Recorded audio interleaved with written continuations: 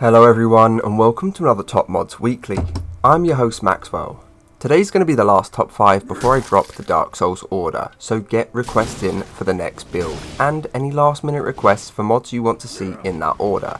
For now though, let's just focus on the top 5 mods of the week. First up, I've gone for the Gilded Elven Replacer. This mod, as I'm sure you've imagined, is going to be adding in brand new textures and meshes for the Elven Gilded Armor set. The replacements chosen is actually a mashup of two fantastic mods, Mad Hunter 69 Silver Elven Armor and Chukaku's Celebrimbor Armor. In the vanilla game, the Elven Gilded Armor set barely stood out from the plain Elven set. By the time you got a piece, you were also likely a few steps above it, meaning it never really found its place in the game. This mod seeks to fix this by not only retexturing the set, but also finishing it off. Gilded boots and gauntlets have finally been added to the game. A great thing about this is there are static spawns that will hold on to it. Those spawns are also where you're going to find the new gilded gear as well. Think Thalmor. This mod is using 2K textures, which, it can't be right. That just seems crazy. At 14.6 megabytes, how can that be 2K? This mod is going to sit in with your other armory textures, lower than anything that contains edits to the same armor. But there is a little bit more. Let's say you really love the Elven Gilded Replacer you're already using and you don't want to change it. Well, there are two other files you could take. Silver Elven Armor 1K, which will set you back 9.9 megabytes, or the 2K variant, which is going to cost 14.6 megabytes. You will be happy with either, but come on, it isn't even 5 megabytes more for those crisper textures. If you go for either of these, be sure to put them in with your pure craftables. Moving on to the next pick. Here I've gone for Majestic Landscapes 1K. Now, we all know Majestic Mountains. Let's be honest, they're some of the best available. Wouldn't it be nice to have a landscape to go with them? Well, now we have exactly that. Majestic Landscapes is a brand new texture set covering grounds, especially focusing on transitions into mountains. Snow, dirt cliffs, beaches, all of the ground seems to have been covered here, and it's been done exceptionally well. The colours generally match those of the base game, however, there are some nicer, greener areas where they would belong. The author has been extremely true to Skyrim, but just made it a damn sight prettier in 2022. One aspect of these landscapes that cannot be overlooked, and is mentioned heavily on the mod page, is just how well this mod blends with grasses. I happen to be using cathedral grasses, which is what was suggested by T4G. Vader's Brom is the other set mentioned, but I haven't tried that out as of yet. However, I see no reason to change at this point, because these look fantastic. I also think they would work perfectly with the grasses your mother warned about. Anyway, off of the grasses and back to landscapes. Majestic runs extremely smoothly, on par with Skyland, which is always a great bonus. As it costs 121.4 megabytes, it might not be the easiest fit for anyone not piecing together their textures, but don't let that put you off. If you run Majestic Mountains and Cathedral grasses already, then I cannot stress how good this setup is going to look. Slot this in with your other retextures and let it do its thing, but I'm not quite done. Mr. B has released 3 variants of this mod, which includes those 1K ones that I happen to be using, a 2K/1K option which will use up 263.9 megabytes, and a full 2K version, which is of course considerably more costly at 437.8 megabytes. Gamer Poorly has also made a port of the full 2K mod called Majestic Landscapes Standalone, which is 469.2 megabytes. If you have the space, the 2K version is definitely going to look the best, but I am really impressed with the 1K, which has a far more enticing file size and does run that little bit smoother. In third place, I've decided to choose a bundle mod called Bellow, a player voice overhaul. This mod is doing exactly what you imagine. The bundle is aimed at making the voice more impressive. These are very much FX and sound based mods, so will be compatible with any edit to the actual power of the voice, for example Thunderchild. Included in the bundle is Cinematic Dragon Soul Absorption, which adds in a new cinematic after defeating a dragon, adding in a ton of extra cool against the big bad of the game. Dragonborn shouts revoiced, which is going to rework how the shouts sound. In a similar vein, Dragonborn grunts revoiced, which is going to change up all of your combat grunting sounds. The final mod in this bundle is better sounding female dragon shouts, which is aimed at making the female sound less masculine. Not something I've ever given much thought to, but I do like how these sound.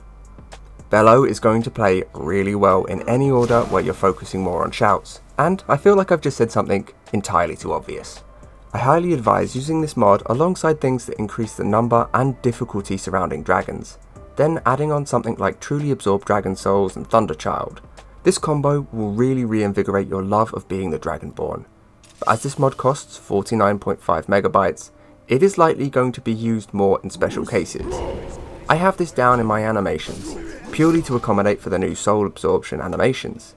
I advise bookmarking this mod for future orders, because it honestly really improves the feel of the voice. Take a listen.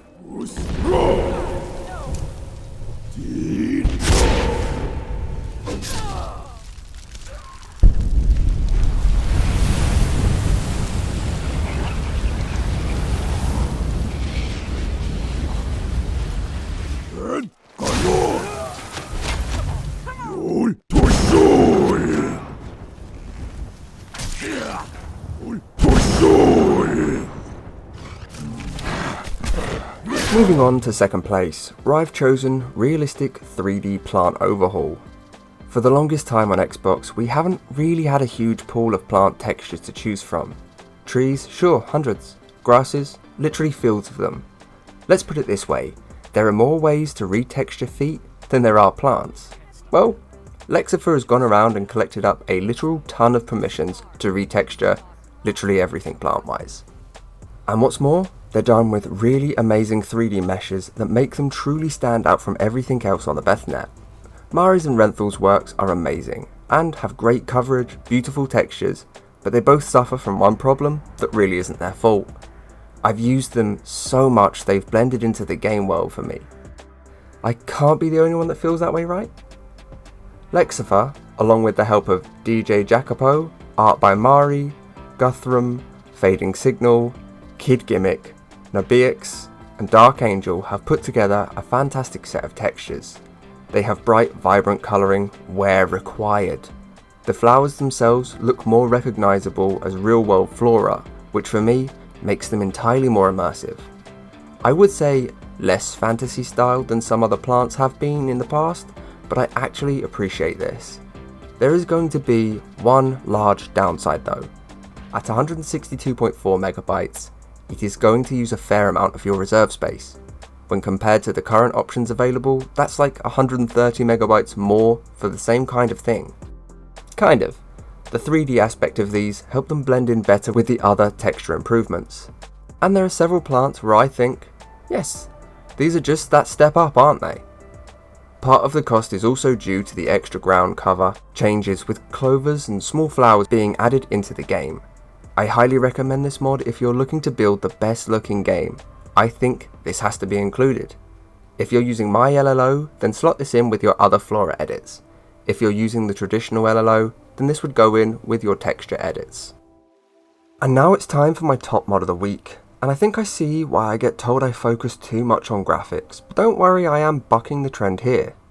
In at number 1 I've chosen Legends of Aetherium, new dungeon, quest, armor, weapons. Everything has been named so well this week. This mod is adding in a brand new dungeon, quest, armor, and of course weapons. It's really done my job for me. This mod has you go on an expedition through Ehatch, a lost Dwemer city in the Rift. This area is a full-on quest, which to start, you simply just have to head to the Bee and the Barb in Riften, the Frozen Hearth in Winterhold, Candle Hearth in Windhelm, or the Bannered Mare in Whiterun. It has to be one of these 4 inns. When you arrive, you will discover a hiring notice and the quest will begin. During your expedition, you will discover more and more about Aetherium, growing an arsenal of Dwemer gear powered by it. Aetherium, whilst in the main game, is really just a one adventure, one reward kind of thing. Whilst it was interesting having to make a proper decision, all these years later on, I am happy to see the full expansion with a full set of Aetherium gear which is fully leveled. There is now a full set of armor, swords, a greatsword, bow and warhammer, but the expansion doesn't stop at some new gear and quests, as if that wouldn't be enough. The author actually thought this all through and created a brand new pickaxe, raw Aetherium ore and Aetherium ingots to create and improve your new items. There are tons of reasons to play this mod. The quest itself is good fun, and whilst not the longest edition or even the fanciest, it is really well integrated and a great experience with rewards worth hanging on to. I won't give any spoilers, which of course cuts into how long I can talk about a mod for, so I will end with simply slot this one in with your other new quest mods and enjoy. On that, however, I'm going to call it. I've had a fun time playing this week, doing my final tests on the Dark Souls order for next week's release. Any last minute mods you want added in, please just say in the comments. I will write up the new changes made and post those as soon as I physically can. I've left all of the links to the mods mentioned, as well as all of my usual links in the description below, so make sure to check those out. If this has helped, then remember to like, comment and of course subscribe to help push my work out to more people. If this hasn't helped, then let me know what I could do to better help you in the future. Either way, thank you for watching and I hope to see you in the next one.